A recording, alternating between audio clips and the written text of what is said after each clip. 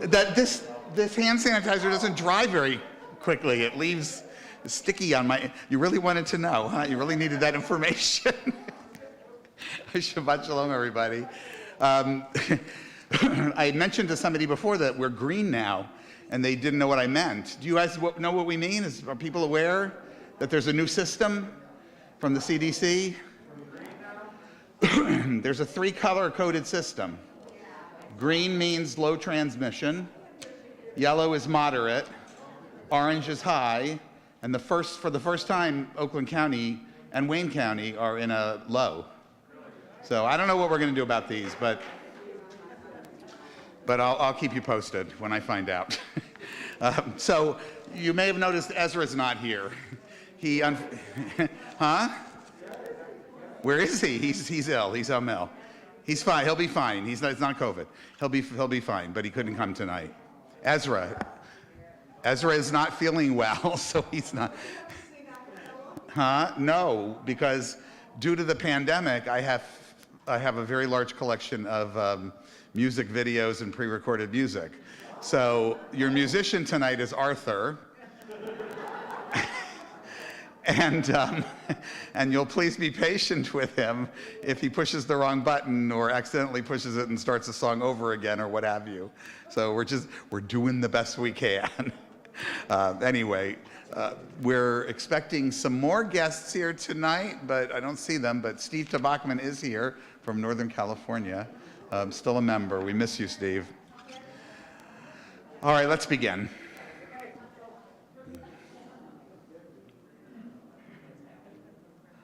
As these Shabbat candles that we are about to light give light to all who behold them, so may we by our lives give light to all behold us. As their brightness reminds us of the generations who have kindled light, so may we in our own day be among those who kindle light. I'd like to invite Barbara Logan, Barbara Logan to light the candles. Fran Logan. There you go.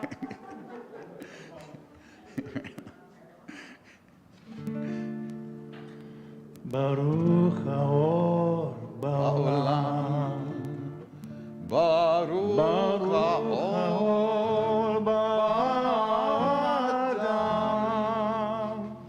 Baruch haor b'shalom, B'shalom, Baruch haor, Baruch haor, b'Shabbat.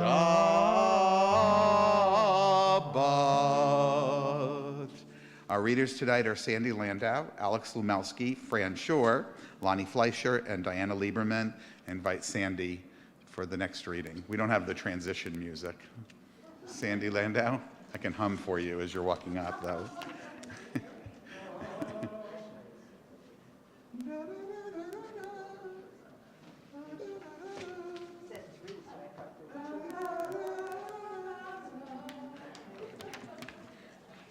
Okay. Shabbat shalom, everybody.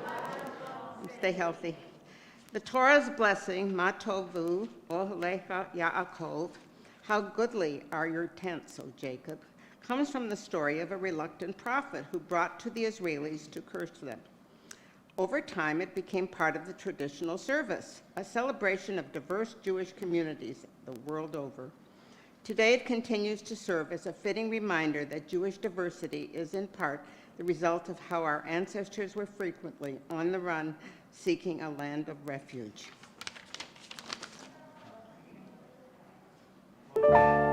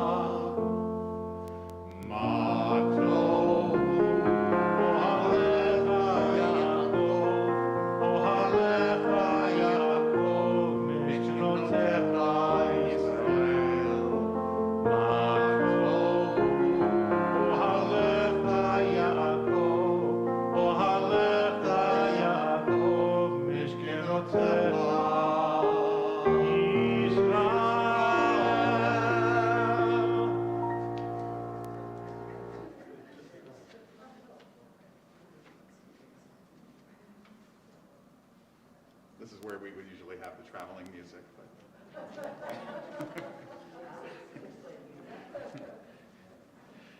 May all who walk the paths of righteousness, who work for the good of humanity, and bear the burdens of others, and who give bread to the hungry, who clothe the naked, and take the friendless into their homes, see the work of their hands endure, and may the seed they sow bring abundant harvest.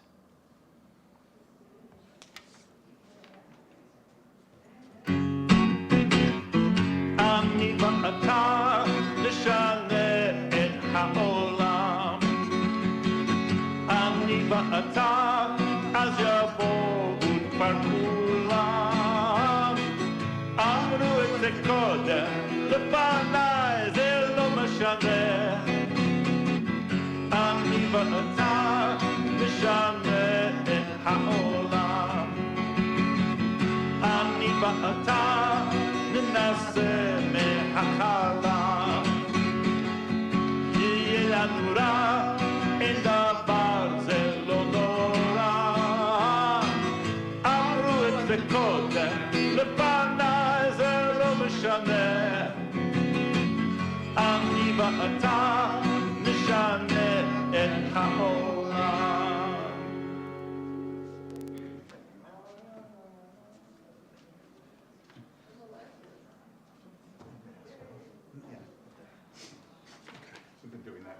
Shabbat Shalom.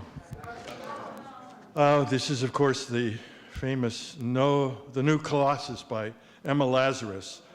Not like the brazen giant of Greek fame, with conquering limbs astride from land to land, here at our sea-washed Sunset Gate shall stand a mighty woman with a torch, whose flame is the imprisoned lightning, and her name, Mother of Exiles.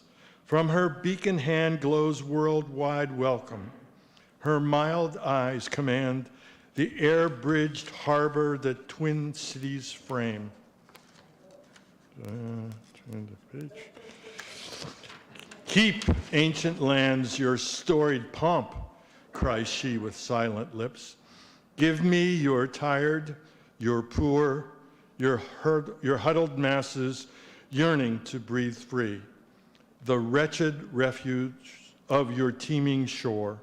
Send these, the homeless, tempest-tossed to me. I lift my lamp beside the golden door. Or the Geldene.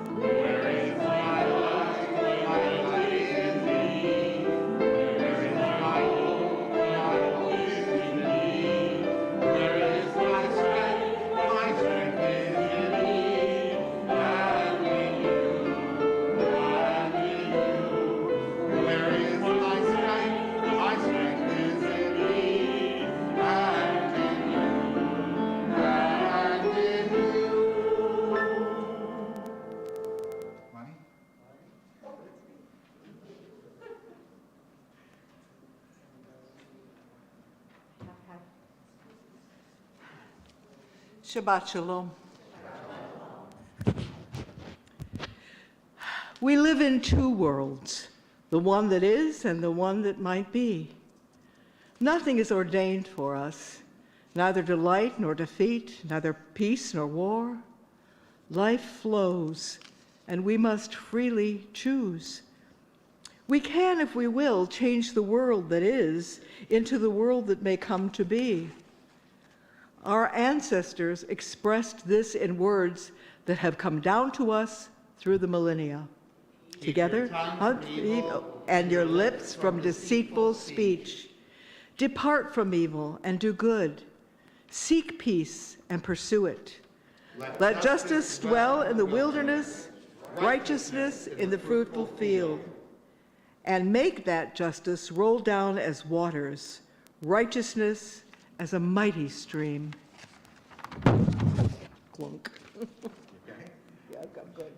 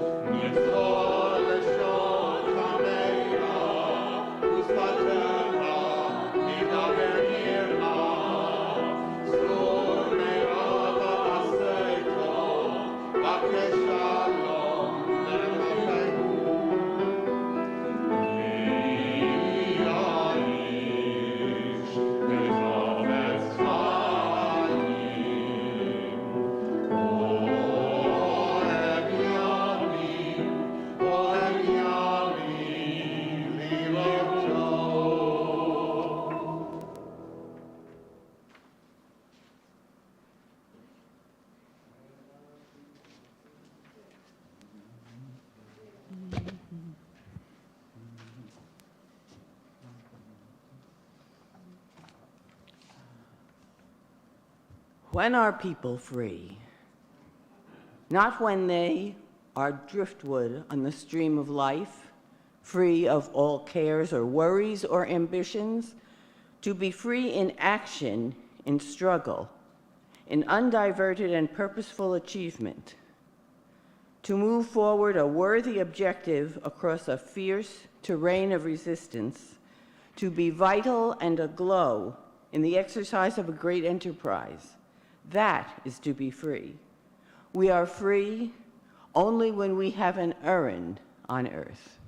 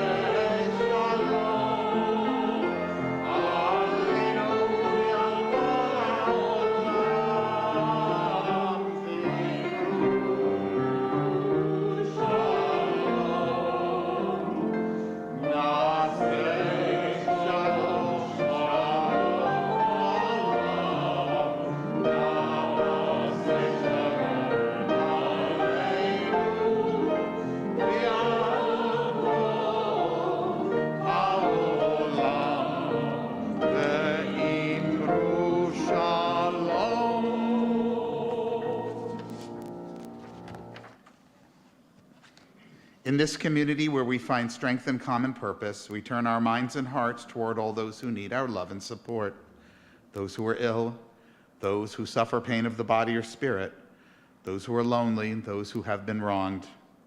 Tonight, our well wishes are extended to these members of our community and their loved ones, to Joe Gaydon, to Rabbi Peter Schweitzer, to Ron. I'm so sorry he's not feeling well. If there's other people that we're thinking about tonight, please share their names. We'll start on this side of the room. Anybody over here? Ron Creed, I should have said. Anybody here in the middle? Yes, Alex. Thank you. Anybody over on this side? Bruce? The innocent children of Ukraine. May all who suffer know that they are not alone. May they be healed quickly. May they experience a refuah shlema, a complete recovery, the renewal of their bodies and the renewal of their spirits.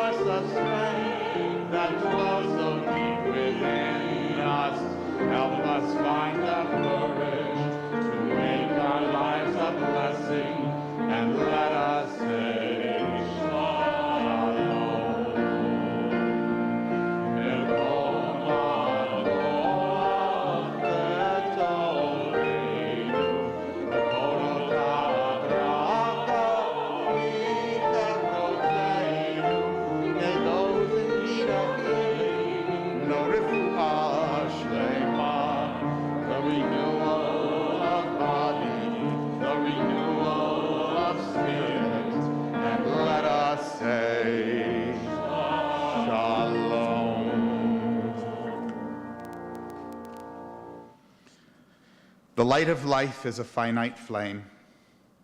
Like the Shabbat candles, life burns, it glows, it is radiant with warmth and beauty, but soon it fades, its substance is consumed and it is no more. In light we see, in light we are seen. The flames dance and our lives are full, but as night follows day, the candles of our life burns down and gutters.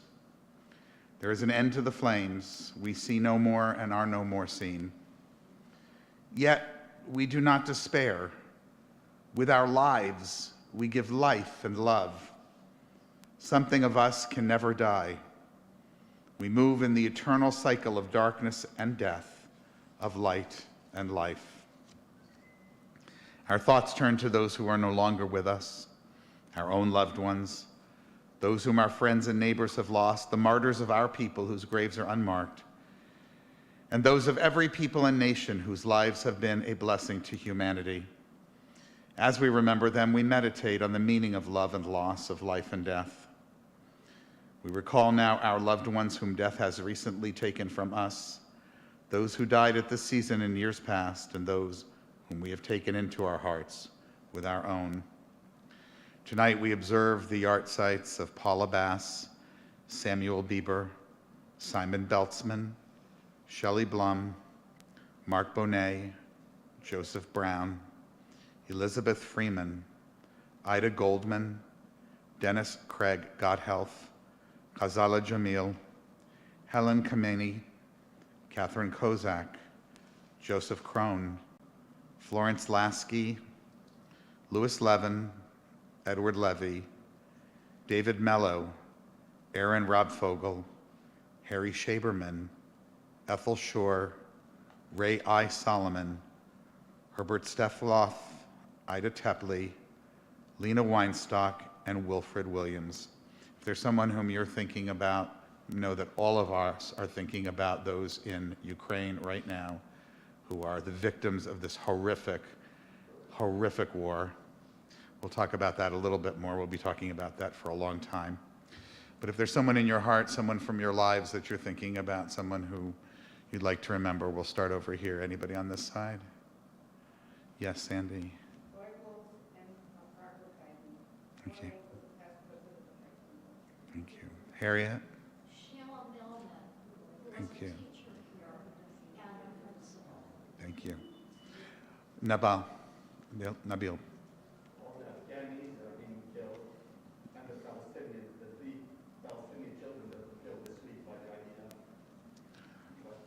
Marty? Anybody that we missed? Yes, Barbara. I'm sorry to hear that. Yeh zichram livracha, may memories of these precious individuals provide us with a measure of comfort as we go through life in their absence. If you can do so comfortably, please rise for a humanistic interpretation of Kaddish. Together, Nit Gadal v'Nit Kadash beruach ha'adam, let us dignify and ennoble all people in the spirit of our shared humanity. Let us acclaim the preciousness of life. Let us show gratitude for life by approaching it with reverence. Let us embrace the whole world, even as we wrestle with its parts. Let us, each in our own way, take up our share in serving the world and seeking truth. May our commitment to life help us to strengthen healing of spirit and peace of mind. May justice and peace permeate and comfort the house of Israel and all those who dwell on earth. And let us say, Ken Yehi, may it be so. Please be seated.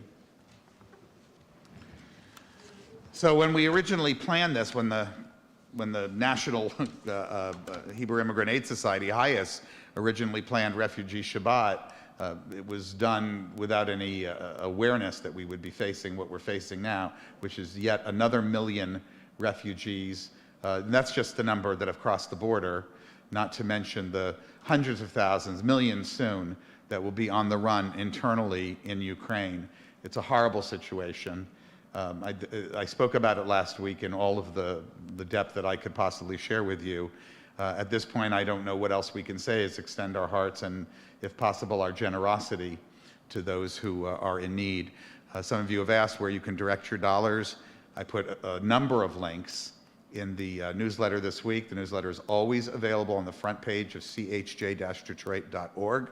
And those are trustworthy organizations for both aid to specifically the Jewish community. It is one of the largest Jewish communities in the world, somewhere we estimate around 250,000, maybe 8th or 9th in size, and also to the general populace of Ukraine and to the nations around them that are taking in refugees.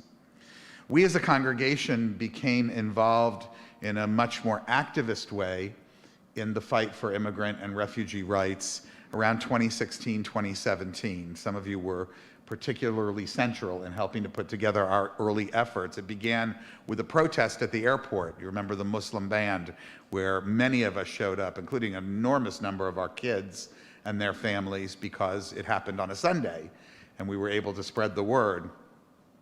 Ultimately, we declared ourselves a sanctuary congregation, and while, as it turns out, sanctuary of the type that we were thinking we might offer was not ever in the cards. There was only 2 families in Michigan who ever did that, and they both had a very different kind of accommodation.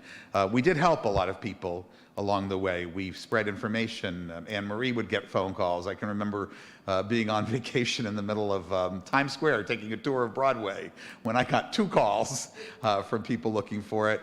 And I think actually the man who wound up at Central United Methodist, I might have spoken to him at the very beginning as well. So we were a conduit to a network, and that was something important too. Significantly, we took on sponsorship of the Cotto family. It was not what we expected. It was far, far more than any of us signed on for. And many, many of you went above and beyond and above and above and above and beyond again, particularly, and I know she hates it when I point it out, but Anne Marie, who was our field manager for immigration absorption and resettlement here with the Cotto family. It's how we met Nabil, who came in and provided translation services and became a friend and now a member of our congregation. And then there were all the protests that we were at with that banner. That banner was probably at least 15 of them, including for the Chaldean Jews, the Chaldean, not Jews, for the Chaldeans from Syria, but many, many times for the people who were suffering in the south at our border, the children that were in the cages. We helped to put together a big protest in Dearborn, which did bear fruit. They canceled their contract with ICE subsequently, and we were outspoken in our support for the larger Beth-El protest that took place here. When many congregations were struggling with this, we did not struggle with the message. But as we've seen here, it never ends. And it never ends because of humanity's continuing inability to treat other people with the dignity that all people are deserving of. So tonight, we're going to talk about the issue in general, and we're also going to think about some new ways that we need to help. New needs and new events have created new crises. Now, Ukraine is not an immediate refugee or immigration issue for the United States, because obviously, geographically, that's not their option. But for those who were in Afghanistan, including tens of thousands, maybe it'd be fair to say hundreds of thousands, who assisted the United States throughout that 2-decade-long debacle, those folks are headed here or have already arrived. And we've looked into a number of ways that we can help. It's a very complicated situation, but it is becoming more and more serious and more acute. And tonight we're going to hear a little bit more about that from our guest, whom I'll speak about in a moment. Before she speaks, we're going to hear from Steve Tobocman, whom I acknowledged earlier. Steve is here with Paula, his mom. Now, Steve is a member of our congregation, but he moved away to Northern California. We'll talk about that another time. But as you all know, his family has been a legacy congregation here, very important, both to our movement nationally and our congregation locally. And Nia's bar mitzvah will be celebrated in this room. And I forgot the date because we've moved it around. It's July. And because of time frame differences, I'm not able to be Nia's tutor, but we've got a great one for her. As luck would have it, though, on this Refugee Shabbat, Steve happened to be in town, attending meetings and doing other kinds of things. You know that as the director of Global Detroit, he spearheaded regional economic and community development. He advanced immigrant inclusive strategies that drove the growth, revitalization, and broadly shared prosperity of our region. And I wanted him to speak to us tonight, hoping that it would be a possibility when I learned he'd be in town, because one of the things that we have not discussed, but I think that it needs to be on our minds, especially when we're talking to people who have nothing more than a sort of a xenophobic opposition to immigration, is the fact that the United States is losing population.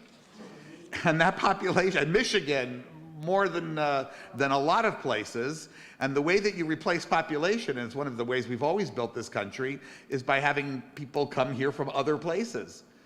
All that they're seeking is possible, and also what they provide to the community. Last year, I did an interview with Mamba, and I'm blanking on her name. Nadia, thank you, from Baobab Fair, now considered the best new restaurant in the Detroit area, right? And they had just opened in the middle of a pandemic, extraordinarily successful. What they're doing for the economy in Midtown alone, they should receive an award, and instead they had to fight for their right to be here. Well, the same thing is going on right now with the Afghans, although it's a slightly different situation.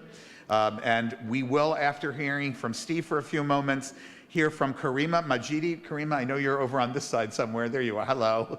It's nice to see you in person. We've spoken on the phone. She'll share some of her personal journey to the U.S.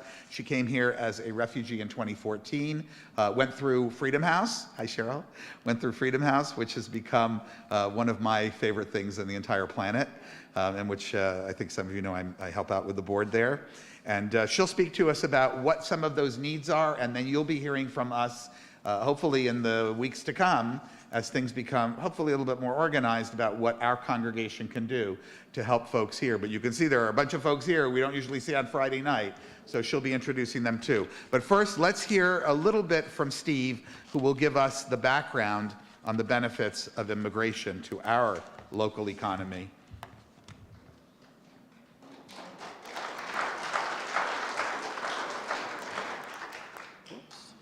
Broke my mask. Shabbat Shalom. Well, what a privilege to be here and right on the stage where 40 years ago or 39 years ago I had my bar mitzvah with Rabbi Wein, and to be here in July 22nd. You're all welcome to join for my oldest son's bar mitzvah. And what a small world, what a profound impact the Birmingham Temple has. You work on immigration, you'll run into a whole bunch of members of this congregation that are influencing policy and leadership. And I know Doug Ross was very active with some of the refugee families, and as somebody that I've worked with on these issues. So 100 years ago, there were 100 years ago, our state was about a quarter foreign born. 1 out of every 4 residents in the state of Michigan had been born in another country. And what we saw in the city of Detroit was just this phenomenal growth from the auto industry. We went from 285,000 people in 1900, we weren't a significant city, to 1 million people just 20 years later. You can imagine, 3 times the growth in 20 years. And it was people who came from across the world, like my grandparents, who sought freedom and opportunity here in America.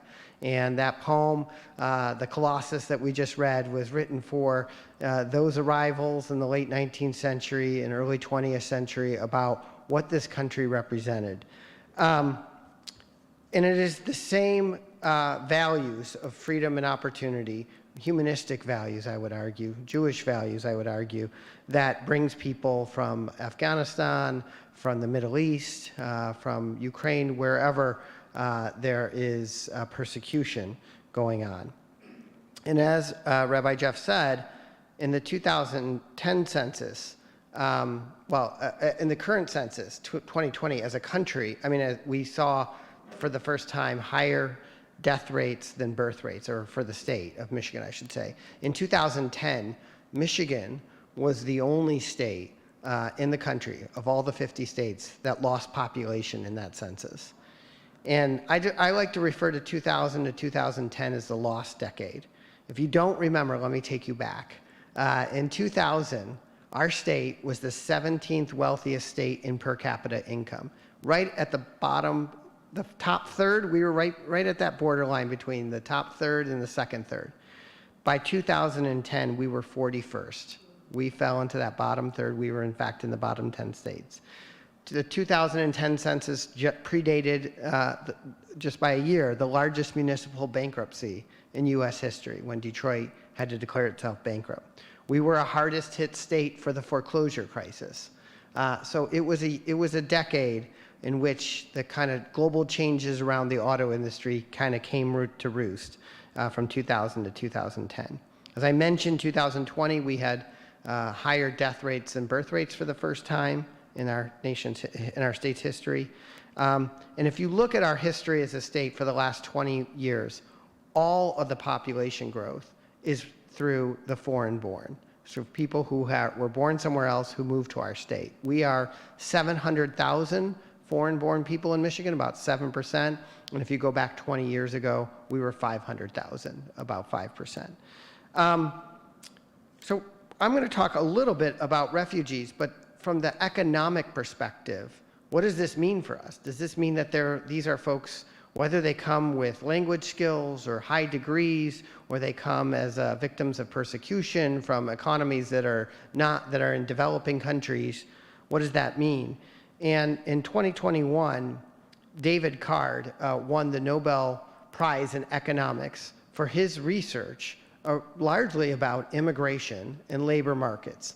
And one of his studies was about the Mariel boat lift in Cuba in the early 1980s, in which several 100,000 Cuban men were exiled and took rafts over from Cuba into southern Florida and entered the Miami labor market. These were men without college degrees, largely low-skilled, and David Card did a study. What did this mean for the Miami labor market? Did this mean that African-American workers who only had a high school degree or less suddenly lost wages and were put out of jobs by new Cuban workers? Actually, he found quite the opposite.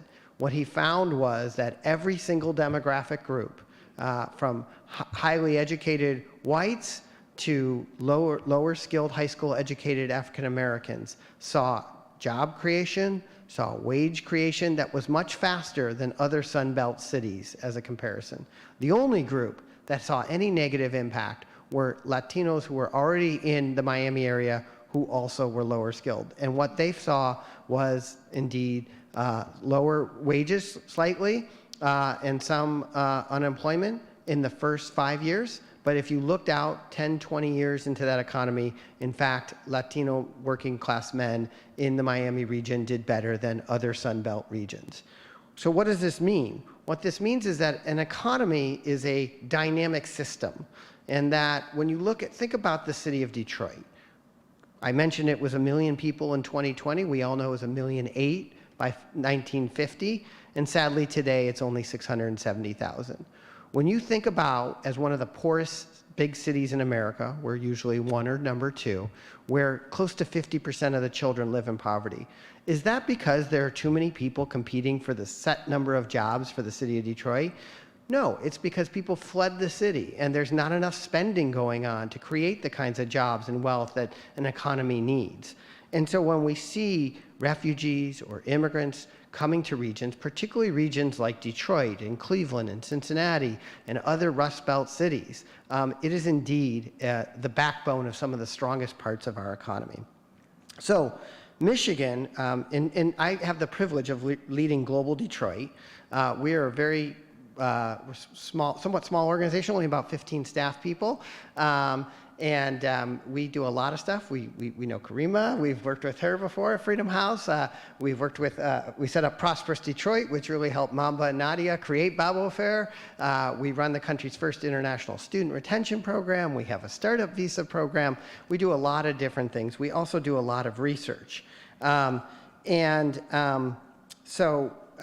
In 2016, when the Syrian refugees were coming here and we were beginning to see some backlash, we thought it's important to look at this issue. Just as my alma mater, the Ford School of Public Policy at the University of Michigan, and we did a study together, an economic study.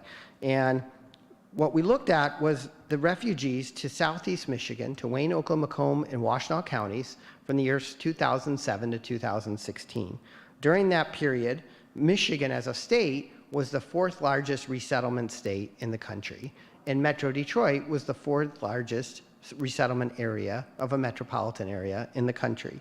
As a state, we resettled 34,000 refugees. As a metro area, including Washtenaw County, we resettled 21,500 refugees in those 10 years. We were second in the nation in our metro in both the number of Iraqi refugees, including obviously Chaldeans, who are Iraqi Christians, and second in the number of Syrian refugees over that 10-year period resettling. Just so you know, I said there were 21,500 refugees over that 10-year period to Southeast Michigan. Half of those were in Oakland County, a little over 11,000. Next was Macomb County at about 7,000. Wayne County, which includes Dearborn and Detroit, only 2,000. Washtenaw County, about 1,300. There's some very, I don't want to get into the whole thing, but these were mostly Iraqis. They were 90% Iraqis. They were 7% Syrian and 3% other. Most of the Iraqis and Syrians were being resettled with direct family ties, meaning immediate family members, brothers, sisters, fathers, children. And their relatives didn't live in the city of Detroit, and they didn't live in the city of Dearborn either. They lived in Oakland and Macomb County, and so that's where these families were resettled. So what we did is we added up the amount of spending that these families did at that time, and they were fairly low-income families. We also looked at the businesses started by refugees and what they contributed. And as total spending between these families and these businesses, and we subtracted for double counting, and we used the economic multiplier effect, the actual annual economic impact was $230 to $295 million a year to our region, which is a direct contributor to either 1,800 or 2,300 jobs, is the net creation of jobs just from having refugee resettlement in a given year. Every year that is what was contributed. And again, it's the same economic argument that I made at the beginning with Nobel economist David Card, or what I talked about in the city of Detroit. These are more people in the economy who are working, who are spending, who are starting businesses, and even though they may not be all PhDs in science, they make their way here. In fact, refugees, when they come in, are among some of the poorest Americans. So the average median household wage, sorry, this is a little bit old, between 2011 and 2015, the average household wage earnings was $54,000. On the first year of entry, the average immigrant household had $40,000, so slightly less than the average, but the average refugee family only had $22,000 in household income, less than 1/2 of the average. Well, lo and behold, within 15 years, the median stays the same, the average household income but if you looked at in between 2011, which refugee families that had been here 15 years or more, those families earned the same average income as the US average. For those families who had been here 25 years or more, they actually out-earned the average American, $67,000 per household. So given a generation to acculturate refugees in America in the years 2011 and 25, so anybody who entered before, 1990 at that point, was making more than the average family. These are folks who have come for freedom and opportunity. So what does this mean when we talk about the issues that we face today, whether the Afghan arrivals, whether the situation in Ukraine, and other areas where we see persecution, where we see violence and people fleeing?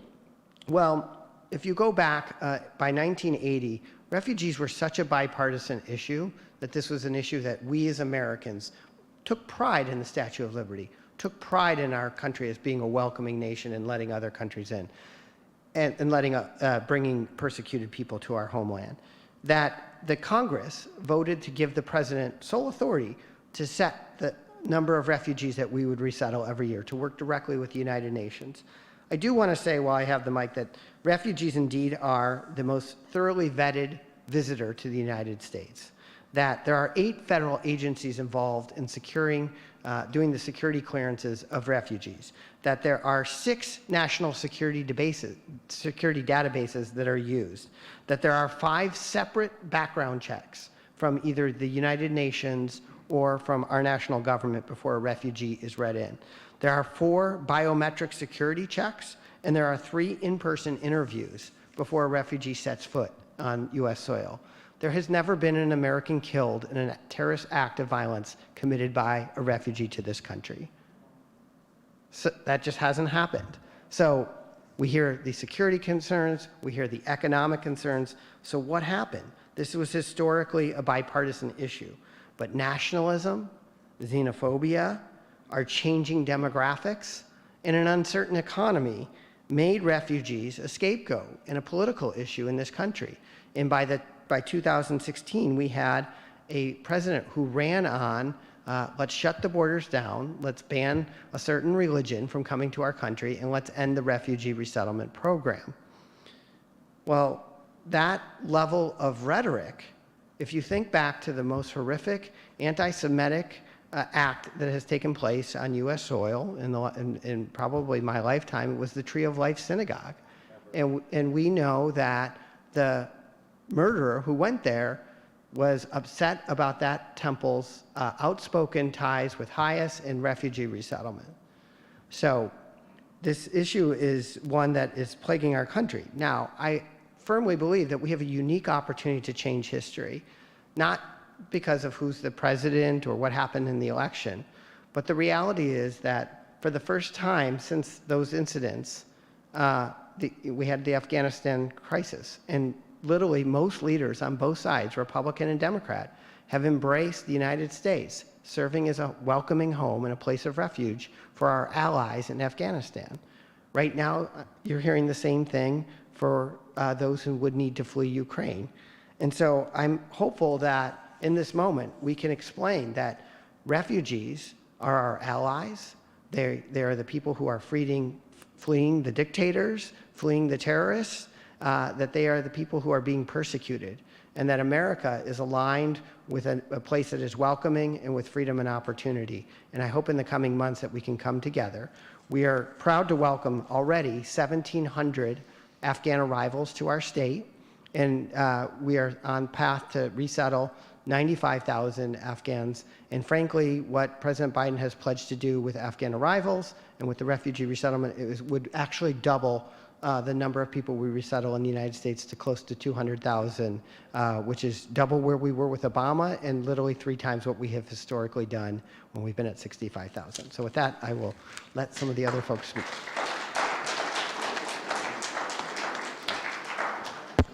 Thank you so much, Steve. That's exactly the information I was hoping we would walk away with tonight. I'd like to invite now Karima Majidi to join me at the bima here at the lectern, and she'll tell a little bit about her own story. Come on up. A little bit about her own story and introduce some of the folks that she's brought with her, and I hope give us a little bit of a sense of what in the coming days, months, and weeks we can, days, weeks, and months we can hope to do to help your community.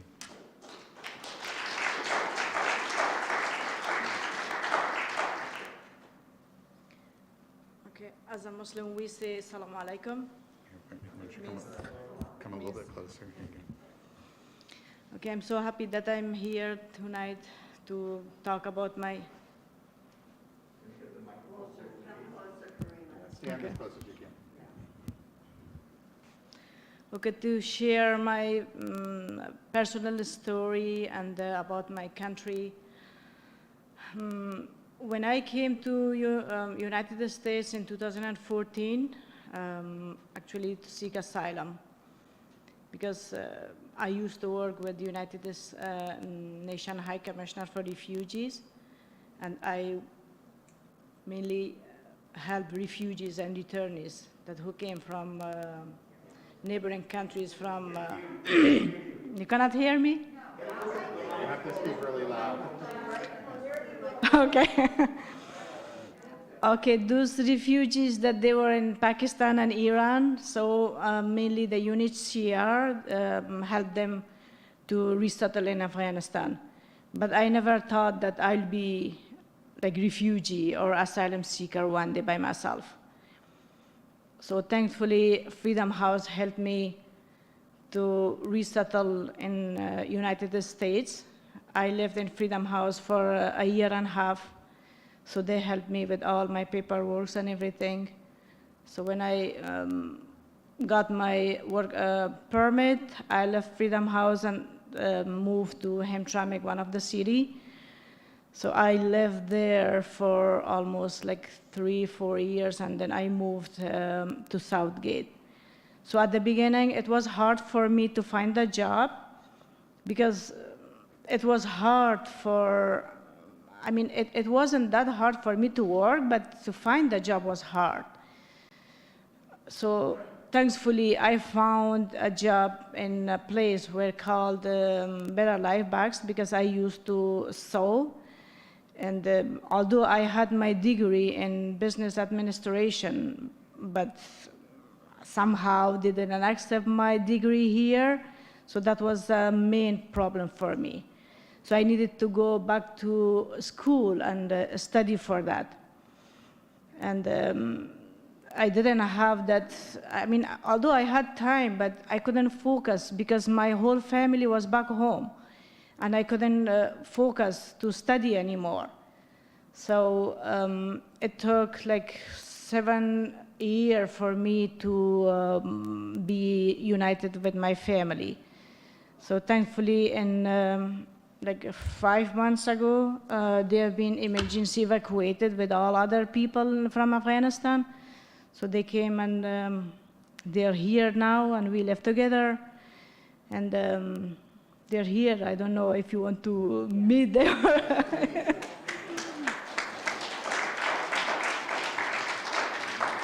So I will invite them to come here, and you can see them, and then afterwards I will talk about like the other people that who are here and what sort of them.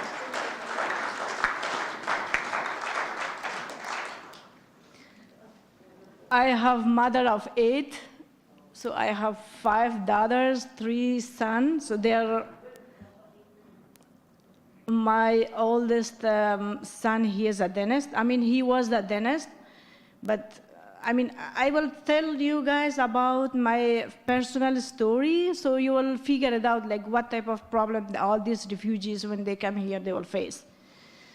So the first thing is like education. That the education we had back home, we cannot use that here anymore because they don't accept our degree or whatever we have. So we have to go from the scratch or start again to have the same education, or probably we will change our field or to work somewhere else. And my daughters, one of my daughters, she is also graduate from IT school, but we never got a chance to have like her job in her own field. So she needs to like work in another field. And like my another daughter, she was a student in medical field. So thankfully she got a job because I work in a clinic where those people, they know me, and my daughter, she had her, not a degree, but she worked in a hospital and she has the experience. So thankfully she got a job there. So probably all those people, or some of those people, they have degree, they're here in United States, but still they cannot find job for their, where they used to work before, like a doctor or an engineer or whatever. My husband, he's a civil engineer, and he has like over probably 25 years experience in the engineering field. But believe it or not, so we didn't find a job for him here. So this is the main like challenge that most of the refugees are coming here in the United States, and they face with this problem. Also, this new families and new refugees that I heard from here and there that they have like shelter problem, because most of them they live in a hotel, and it's hard like to do not have freedom, like the way they want to live or the way they want to work, so they don't have that opportunity. So that is another like big or main challenge that they face coming to United States. And why they cannot work? Because they don't have the proper documentation. Like immigration like takes forever to provide them the proper paperwork, like the work authorization that they can work. So, and they need to work. Some of them, they work like under the table, but they have to, because they're children, or they need like food or whatever. So this is another problem that most of these refugees face here. And language is another like barrier that they cannot find jobs, because whenever they make, they have interviews, of course they will fail because they don't know the language. So these are the things that needs to be taken into consideration, like find some volunteers to work with them, to support them to learn the language. Also, if, for example, their children go to school, so they don't have means to go to school, like bus system is, I don't know, if I say terrible, please don't take me wrong. Because I used to, when I work in Freedom House, I used to go to job, and it took me like at least an hour and a half to get to my job. And thankfully, my boss was flexible, and she told me it's okay if you come late or early or whatever. But some jobs, if they go late like 5 minutes for 3 days, they will be fired. So these are the challenges that most of these refugees face too. So, and I really thankful that some of those families, they found people who support them, and they help them.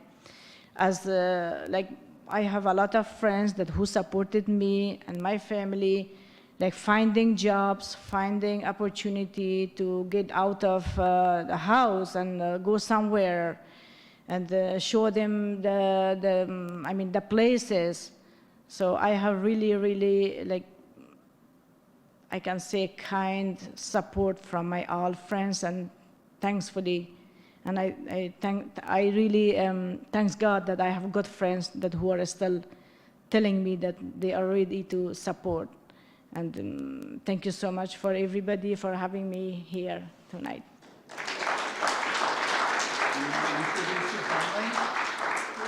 Yes. Okay, can you guys stand up, and Karima can introduce you? Yeah, do you want to come here? Come on up. Yeah. Come on, everybody, yes.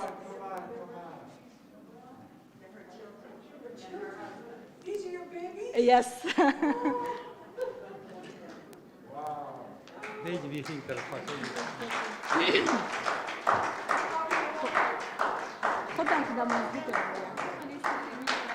I'll ask them to introduce themselves. So you guys can introduce yourself. So, good evening for everyone. So, I'm really glad to stand here in front of all of you guys, and I'm really glad for to US to have me and accept me for here, and probably I would be a citizen in maybe in New Year. So I am Sarah. My name is Sarah. So I am 12th grade. I actually graduated from Afghanistan because I started once again school here because I wanted to have a better future, and I want to create my new credit for going to college and have a good future in the US. So yeah, that's it. Thank you.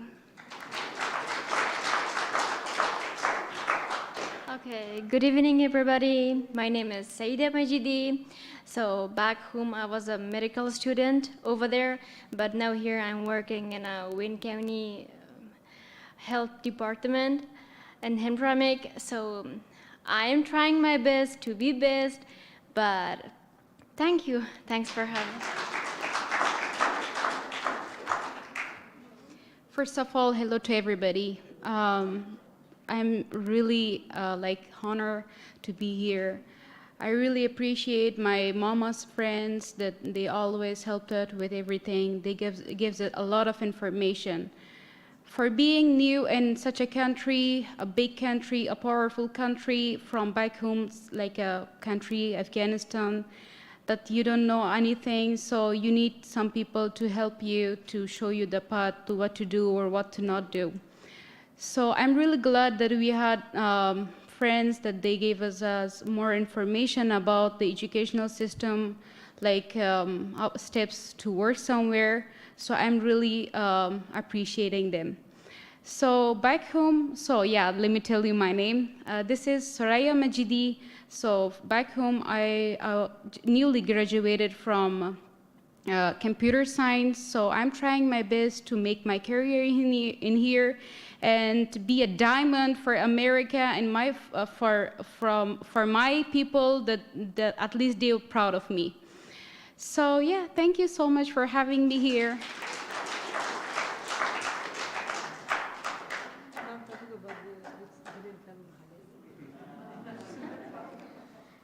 Hello, my name is Horia and I'm in 4th grade.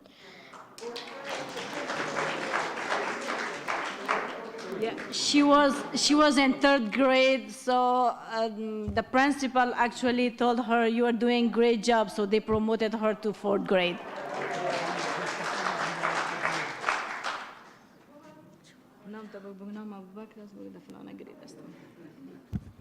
My name is Abubakar. I'm 2nd grade.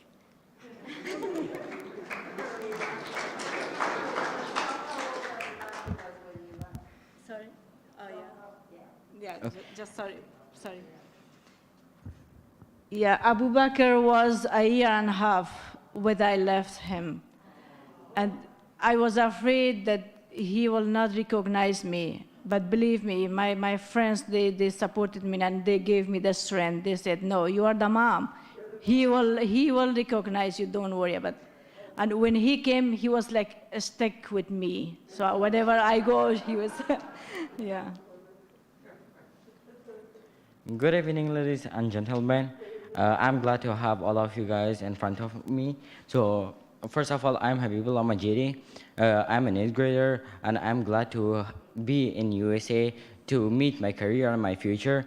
So because I wanted to be a robot engineer in the future. So basically in back home we didn't have such subjects and such easy subjects, should I say, and this kind of appropriate schedule system. So over here, if you have all of them, I have all the opportunity to take my love in my own hand. So it was a big dream for me. So now when I meet my dream, so I have to improve and I have to be a person that I have to be.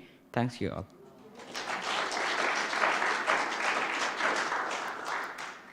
So first of all, hello, hi, salama, hola.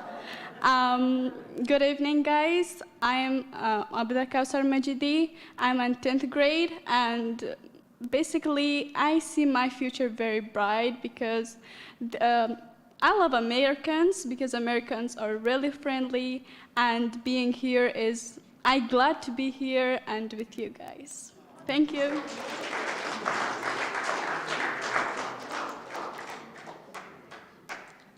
Hello to everybody. My name is Karima Majidi. I was director of road safety in rest area for the whole country of Afghanistan. When I left country almost 21st of August, and I appreciate those people who helped my wife, especially Cheryl and Julie, some others which I forget their names. Now we will try our best how to utilize our experience here in the United States. Thank you. I'm so happy to be here with you all. Thank you.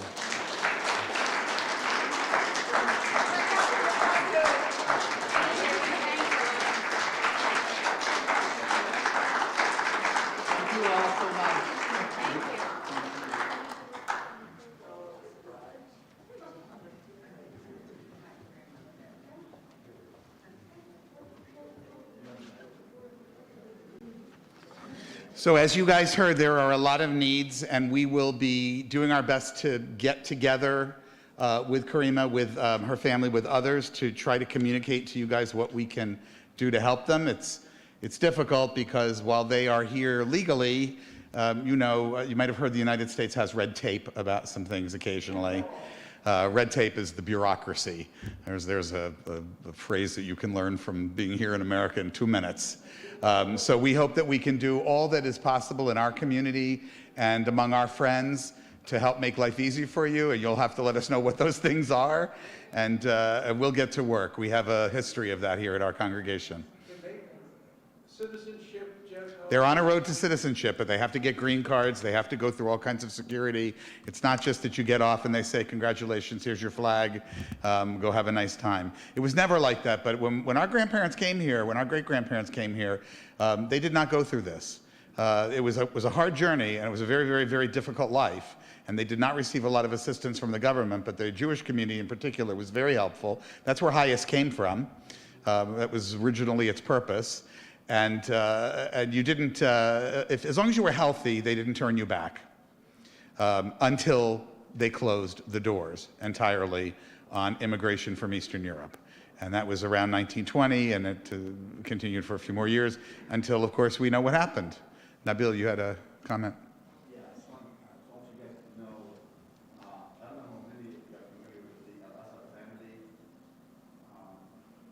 That's all I got from the news. You have to talk much louder. I can't hear you at all. Just shout. Yeah, it's okay.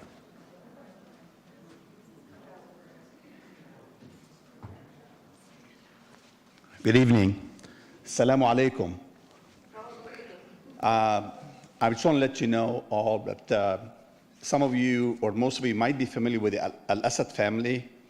This is the family that I started working with Doug Ross on, helping the Syrian refugee family. Like I said, some of you might know them, some of them might not. I just want to let you know that as of 3 weeks ago, the father got his citizenship. And the children, thank you, the children, which are all of them, of course, under the age of 18. The oldest is, I think, 14. So there is 4 of them. One of them was born here. So 3 of them automatically got their citizenship. The wife, Haifa, goes to her test, her citizenship. She's scared to death. She thought that she fails the thing, they're going to kick her out of the country. So anyway, the good news is they all got their citizenship, and they are leaving on May 3rd to go visit their parents, their family in Britain. They haven't seen them in 6 years. So the whole family is going there for unification. I just want to let you know that. For those of you who didn't know, the Cotto family, while we did, I think, contribute to saving their lives, we were not able to keep them here. And the Netherlands took them in, and that's why they were able to be reunited with their father. All right, well, Shabbat Shalom, everybody. This is where I usually thank Ezra, but I just will wish him a speedy recovery and thank David Weeks for the streaming. Just a reminder, we are not having services next Friday night, but Saturday night, 7 o'clock, our big Purim extravaganza featuring the Shushan Files, that incredible documentary that I and my crew made. We were out there risking COVID for you people in 2020. Me and a whole group of people went out to Persia to film that and other locations. But we'll also have the Drag Queens of Bingo. We'll have incredible food. Please wear a costume or at least a funny hat. Arthur and I are coming in full costume garb. We're going to conclude tonight, actually, if Arthur will turn the slide, we're going to conclude tonight with an adaptation into Yiddish of This Land Is Your Land by Daniel Kahn, who is local but doesn't live here anymore. He recorded this last year. He gave me permission to use it at our Shabbat. I assume it carried over to tonight. So it's a little bit long, but you can talk during it. I don't know how easy it is to sing. Is it frozen? It's frozen. Never mind. It was so good. Well, I can't blame Arthur on that. That was my computer. Anyway, Shabbat Shalom. Sing amongst yourselves. Oh, rats.